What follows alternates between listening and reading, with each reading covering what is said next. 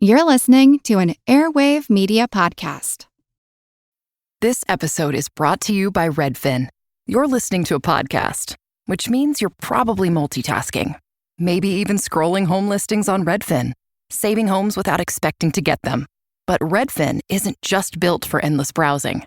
It's built to help you find and own a home.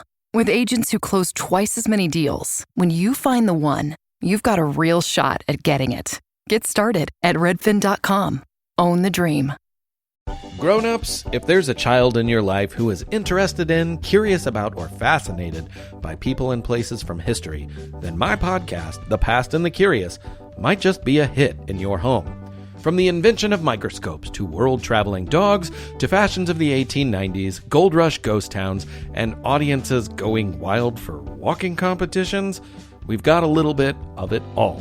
Hosted by children's author and museum educator Mick Sullivan, that's me, the show is fun, funny, engaging, honest, and beloved by kids and parents alike. Find The Past and the Curious at all the usual podcast places. Hi, friends! As everyone listening knows, we are both big fans of the Partial Historians podcast, an epic podcast about the history of ancient Rome. Dr. Rad and Dr. G are consummate feminist scholars in topics such as Spartacus and the Vestal Virgins. We did an amazing episode with them on Spartacus in film and pop culture back in our Spartacus arc. It's one of my favorites, Jenny. Mine too. Their book, Your Cheeky Guide to the Roman Empire, is now available for pre-order. It's a light and funny exploration of the Roman Empire that takes you from the regal period through to the so-called fall in the 5th century. Perfect holiday reading. Topics covered include, we built this city on rock and roads. I love it. I love a good Roman road, you know me. Learn all about the walls and the aqueducts. I already pre-ordered it for this topic alone. Jenny, there's a whole section called Let's Get Mythical. You know that's something I need in my life right now. Yeah, and Armed and Dangerous, the Romans didn't always win on the battlefield, and you know how I feel about military history. Ooh, you love it. Oh, I do. It's a fun, accessible guide to the Roman Empire that you don't have to be an expert to enjoy and appreciate. Available for pre-order now on Amazon and wherever books are sold.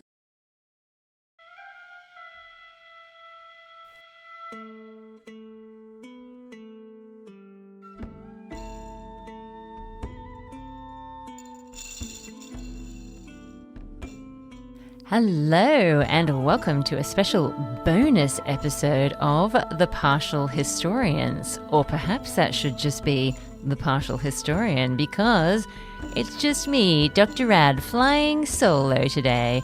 Why, you may ask? Well, it may have a little something to do with our new book. Dr. G and I have been busy writing a little book called Your Cheeky Guide to the Roman Empire, which at the time of recording is available for pre-order and will be due out late in 2024. I believe November is the auspicious month slated for release. And as it turns out, we actually have a little bit of bonus content that's going to accompany this book. That's right, we've got a whole section that's called With a Rebel Yell that will be available on the Ulysses Press website for those people who just can't get enough of ancient Rome. And we thought it would be a little bit of a treat for our listeners to hear us actually read out this bonus material for our book and give you a bit of an idea about what is in store for today. And I get to be the lucky one who kicks things off this time. I'm going to start with, well, to be honest, it's a place where you probably expect me to start, the chapter on Spartacus that we wrote. So this is With a Rebel Yell, the man, the myth, the legend, Spartacus.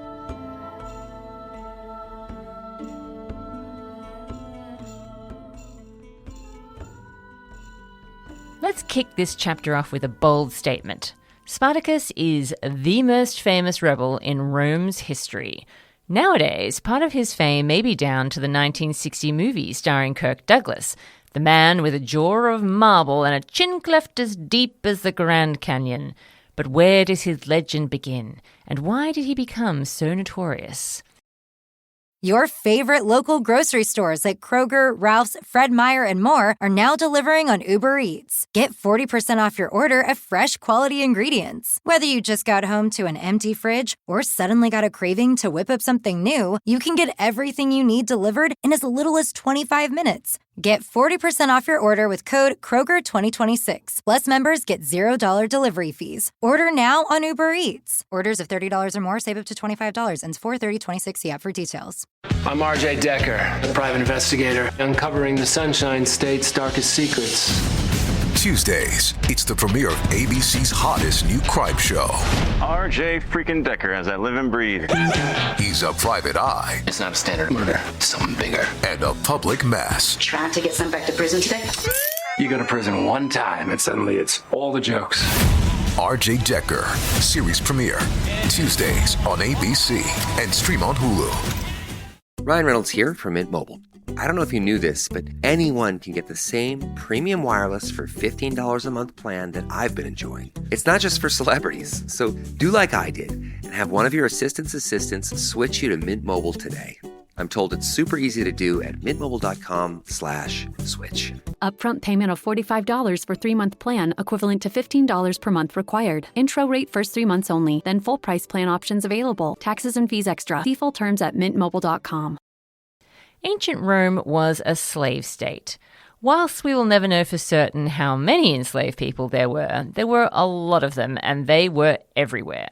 If you could afford it, you owned a slave. The richy riches of the Roman world might own hundreds. The state itself owned slaves. This meant that it was quite common for enslaved people from all over the known world to be living alongside free people. The Romans were aware that this could be risky. What if your slaves abused their insider access? What was stopping them from murdering their owners? This sounds like a horror movie in the making. The call is coming from inside the house. This is all to say that the Romans were always slightly on edge about the possibility of disobedient, or scarier still, rebellious slaves. They were allowed to dish it out, but slaves were never supposed to retaliate. If written histories can be believed, slaves have been part of the fabric of Roman society since the regal period. However, our records indicate that there were not that many large-scale slave rebellions, particularly after the fall of the Republic. The reasons why are complicated, and if we ever want to get to Spartacus, we will just have to accept this and move on. In the late Republic, there was a series of slave uprisings in short succession. The first 2 took place in Sicily, but the last originated on the mainland, and the rebels were very close to Rome itself at one point. This was the revolt led by Spartacus.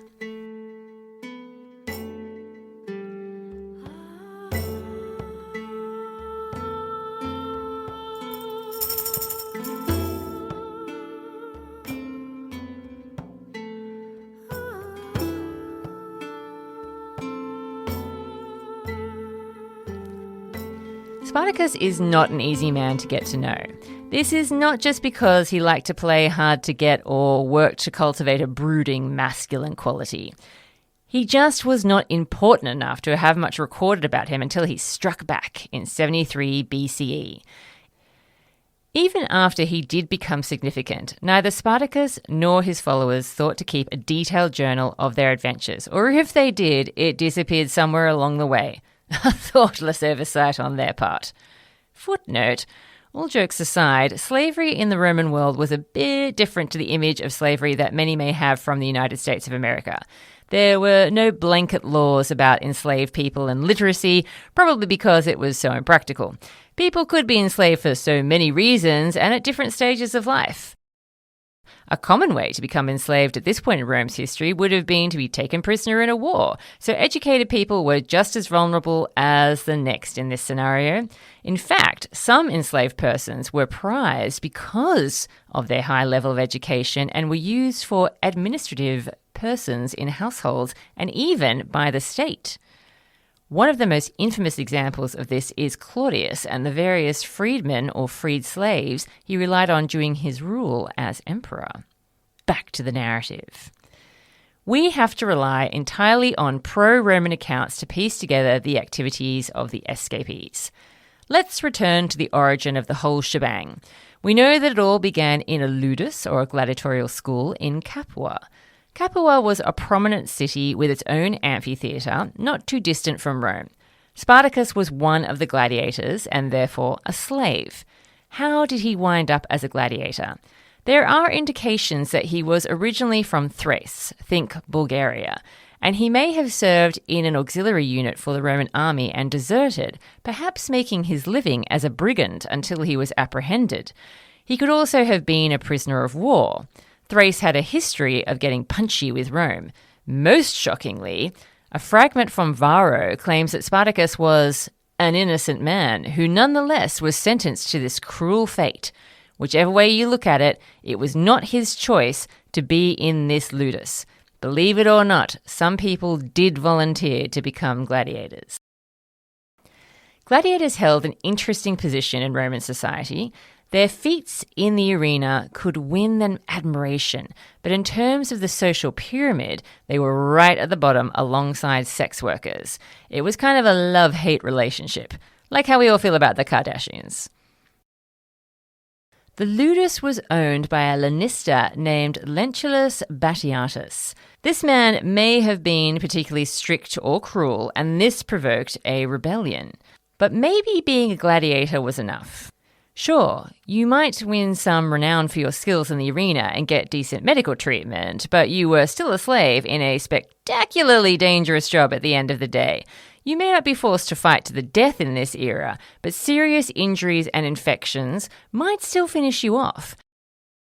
The historian Appian records the most interesting and relatable motivation. Spartacus convinced the other gladiators to fight for their freedom rather than the entertainment of others. Was Spartacus a star of the arena who had managed to evade death in numerous death-defying duels? We don't know. Plutarch's description implies that Spartacus and his fellow escapees were fighters, not new recruits, but how experienced is anyone's guess. To be chosen as a gladiator, Spartacus was most likely still a young man. It would not have made good business sense to train a 50-year-old. Gladiators did not have easy access to the weapons they would have used in fights. Spartacus and co. had to break out of the ludus using whatever they could grab in the kitchen before they could secure more traditional weaponry. The rebels initially numbered anywhere between 30 and 200, but most sources agree that around 70 to 80 actually escaped. Yep, those sources again. Time to make an important distinction. These guys may have been rebels, but they were not a rabble. They knew that they needed to introduce some organization into this caper.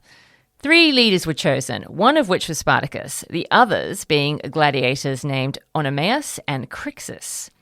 Here's where we can finally introduce one of the most intriguing details about Spartacus. He was married to a woman from his tribe, and his wife escaped with him.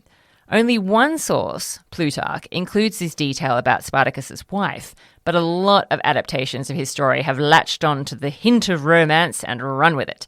And it is romantic to imagine Spartacus and his wife managing to stay together when they were sold to Batiatus and her fighting for freedom by his side. Very unusual, though. The Romans did not prioritize keeping families together where slavery was concerned. Plutarch mentions her when relating a prophecy about Spartacus.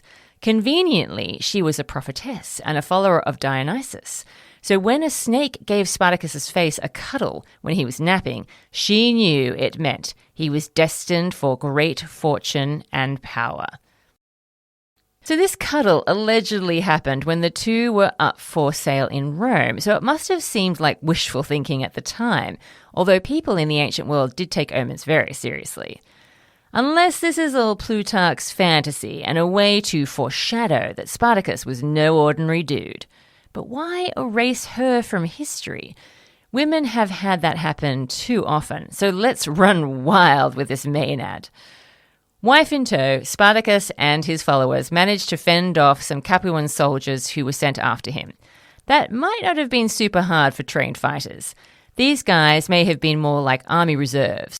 It's what they did next that is pretty amazing. A force of 3,000 men, led by the praetor Claudius Glaber, was dispatched from Rome. The slaves took refuge on Mount Vesuvius, still over a century away from the monster explosion that would devastate this area, and it must have seemed to the Romans that they were well and truly trapped.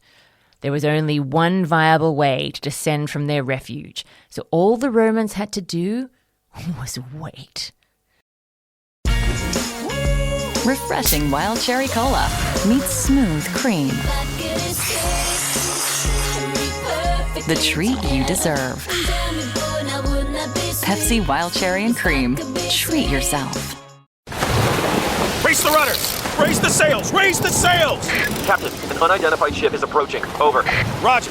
Wait, is that an Enterprise sales solution? Reach sales professionals, not professional sailors. With LinkedIn ads, you can target the right people by industry, job title, and more. Start converting your B2B audience today. Spend $250 on your first campaign and get a free $250 credit for the next one. Get started today at linkedin.com/campaign. Terms and conditions apply. Instagram teen accounts have automatic protections for what teens see and who can contact them, plus time management tools. And Instagram will continue adding built-in safety features to help create age-appropriate experiences. Learn more about teen accounts and Instagram's ongoing work to protect teens online at instagram.com/teen accounts.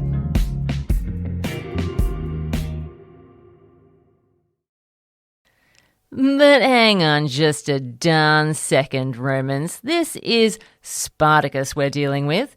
He may be just a slave to you, but the historian Sallust praised him for his strength and courage. Even Plutarch, a pro-Roman source, said that Spartacus was, quote, possessed not only of great courage and strength, but also in sagacity and culture superior to his fortune and more Hellenic than Thracian. There is no higher compliment from a Greek like Plutarch than to call someone kind of Greek. Being exceedingly clever, the slaves fashioned rope ladders out of the vines that grew on Vesuvius. They used these to lower themselves and their weapons down in a location that was not actually being surveilled by the Romans. This allowed the rebels to catch the Romans by surprise and capture their army. We know. Sounds like something out of a bad action movie, right? Yet this story is attested in multiple sources. We're leaning towards true for this one. The slave army continued to defeat the Roman forces sent against them. Actually, defeat does not quite capture it. They humiliated them. One praetor, Cosinius, was literally caught with his pants and everything down as he indulged in a spot of bathing.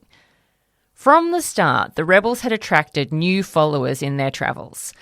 The official term would be randos. Slaves, shepherds, even some free people, but only the poor ones. The disenfranchised. All of this success can only have made the prospect of running away to join Spartacus more attractive. If what Appian says about Spartacus dividing booty equally amongst his followers is true, this would only have increased the appeal. Spartacus also had a certain strategic flair, perhaps combining what he knew of both Thracian and Roman warfare. He didn't peak with the vine ladders. Spartacus gets credited with trying to fashion a proper army. His followers fashioned their own armor, shields, and weapons. They captured horses and formed cavalry units. During one of his earlier victories, Spartacus may even have captured some of the insignia from the defeated Roman magistrate, such as the fasces. The Romans would have just collectively rolled over in their graves if they didn't prefer cremation. The camp was guarded by sentries and organised regular patrols. The slaves once managed to sneak away from their camp after propping dead bodies up to look like their usual guards. Creepy. More disturbingly for contemporary audiences, Spartacus may have used captured Romans to stage his own gladiatorial displays to honour his fallen comrades. We may not love that last part, but we should not delude ourselves into seeing the two sides here as the goody versus the baddies. Most of Spartacus's followers would have led tough lives, if not violent ones. Their pillaging and plundering involved arson, theft, rape, and murder. Spartacus may have crucified a prisoner as a warning of what might befall them if they failed, killed people and animals that were slowing down his movement, and forced others to fight to the death. Let's just say few people in this story would have been chosen as a spokesman for fabric softener.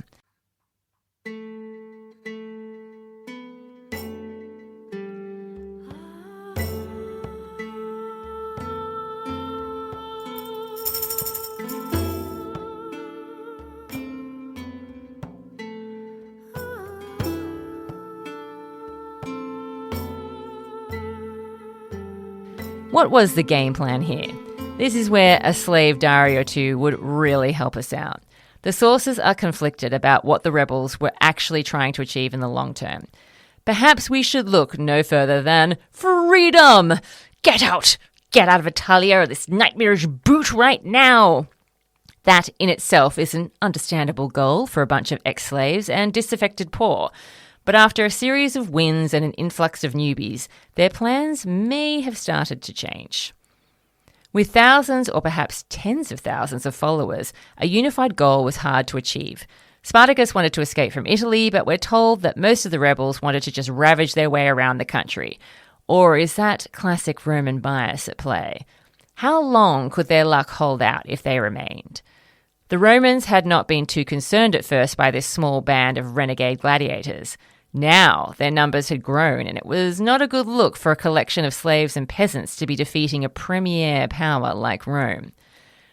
Spartacus himself was either an exceptional commander or very intent on proving his wife right. Bless. The Romans threw the consuls and yet more soldiers at the rebels.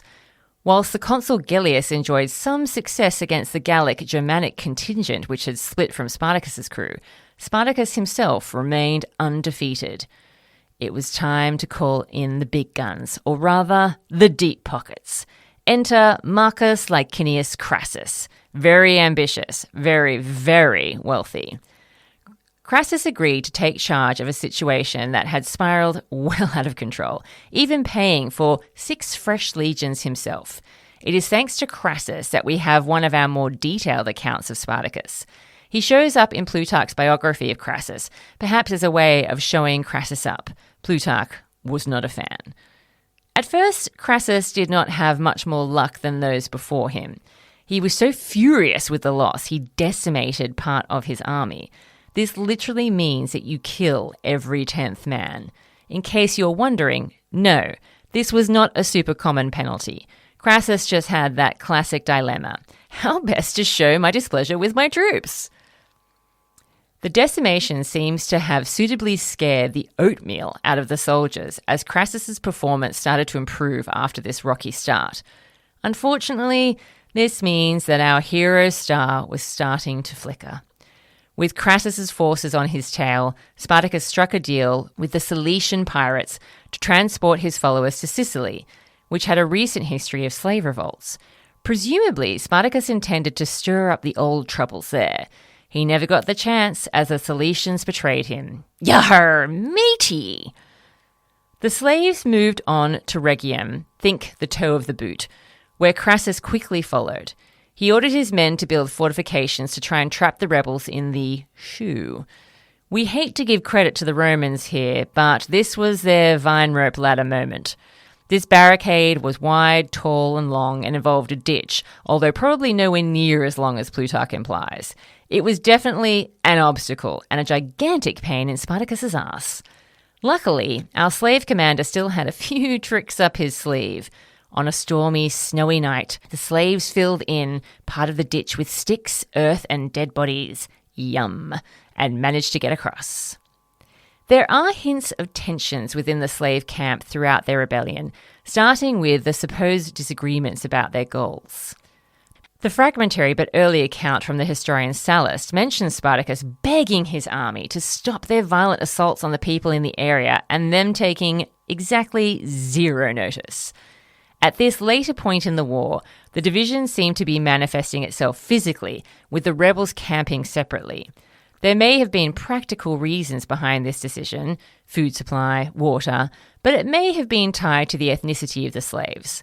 Slaves and gladiators would have been from a variety of backgrounds, and the leaders, Oenomaus, Crixus, Canicus, and Castus, may have taken charge of the people who shared their own culture. Camping apart, however, exposed the slaves to more danger. Crixus had perished, along with many others, when they fought without Spartacus. After their escape from Rhegium, Crassus took advantage of another split to make an attack that probably would have been successful if Spartacus hadn't arrived just in the nick of time. Canicus and Cassus's following were less fortunate when the Romans launched an assault on their detachments. Even with this loss, Spartacus's contingent was still capable of dealing the Romans a devastating blow. Plutarch paints this final victory as a turning point. Confidence infected the slaves like a disease. They weren't willing to play it safe and avoid battles. They weren't listening to their leaders anymore. They were calling the shots. But their next battle would be their last. There was an epic final clash in 71 BCE between the slave army and Crassus's forces. The rebels did not prevail, and many were slaughtered. Some of the survivors managed to flee into the surrounding areas, but 6,000 were taken prisoner and crucified along the road from Capua to Rome. A grisly end and a strong warning. Starting a business can seem like a daunting task, unless you have a partner like Shopify. They have the tools you need to start and grow your business. From designing a website to marketing to selling and beyond, Shopify can help with everything you need. There's a reason millions of companies like Mattel, Heinz, and Allbirds continue to trust and use them. With Shopify on your side, turn your big business idea into... Sign up for your $1 per month trial at shopify.com/special offer. This episode is brought to you by Cologuard. Do you know what's really scary? Not screening for colon cancer when you turn 45. The Cologuard test is non-invasive, requires no special prep or time off work, and ships right to your door. In just 3 simple steps, Cologuard takes the scare out of colon cancer screening. If you're 45 or older and at average risk, ask your healthcare provider about the Cologuard test. Cologuard is available by prescription only. Learn more or request a prescription today at Cologuard.com/screen. No one hates history, they just haven't found the right teacher yet. Or in this case, a nerdy best friend who loves to tell you all about world history, women's history, and weird history. Hi, I'm TK, the creator of For the Love of History podcast, a place for people who want to learn more but don't know where to start, and history lovers who want to break from the mainstream. From rat trials to warrior women, we cover topics from every country and era. Whether you're a history expert or just starting out, there's a place for you here in the Time Machine. So join me every Friday on your favorite podcast platform and YouTube for a brand new topic. See you there. Bye. What of our valiant leader? Spartacus's end is as murky as his beginning. We will never know for sure what happened to him, but the sources indicate that he perished during the battle. Plutarch provides the most cinematic account of his last moments. Spartacus was trying to fight his way through the melee to reach Crassus, who was bravely putting his life on the line as well. 2 centurions tried to take him on, but Spartacus killed them, continuing his quest to find the Roman commander. Gradually, Spartacus's comrades were slain or fled. He stood alone, surrounded by his enemy. He fought them all to the bitter end, until finally one of them dealt the fatal blow. Spartacus's resistance was at an end.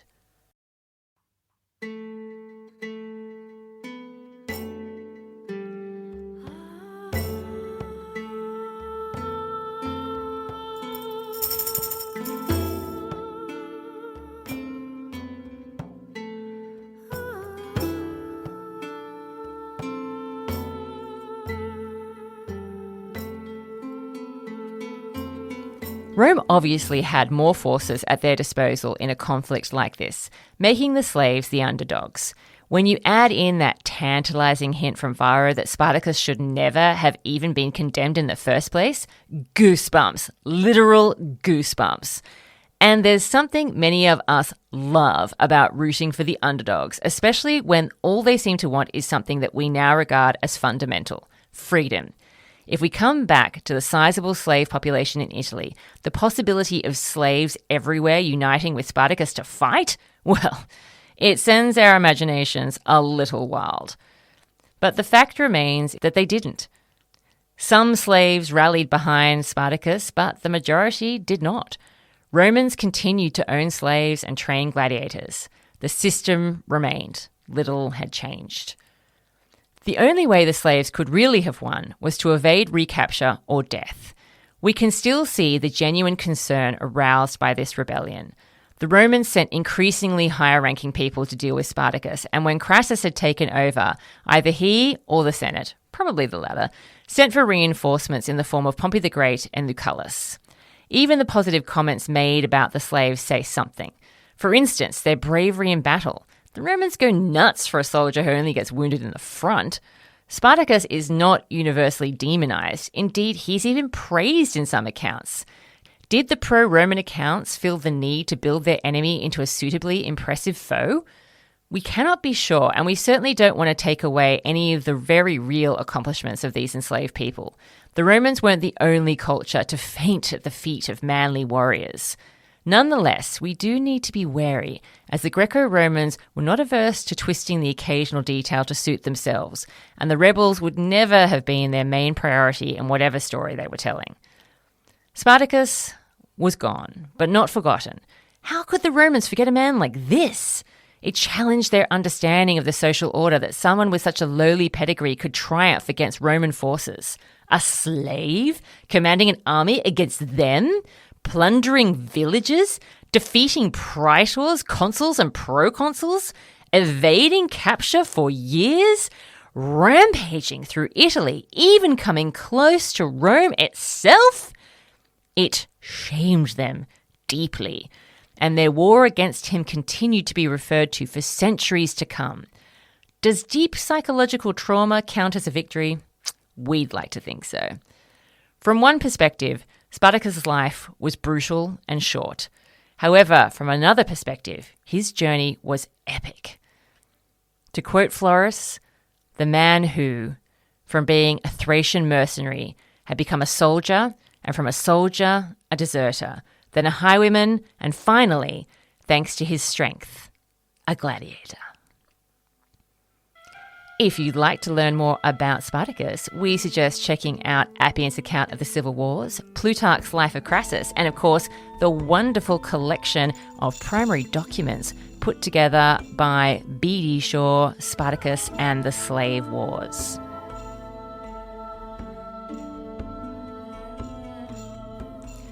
Thank you so much for spending some time with me today. I really hope that you enjoy that little chapter, that sneak preview of Your Cheeky Guide to the Roman Empire. A reminder that is just bonus content. So if you want to hear all the other wonderful stories that Dr. G and I have concocted for you, you will just have to make sure you pick up a copy of our book. Until next time, we are yours in ancient Rome.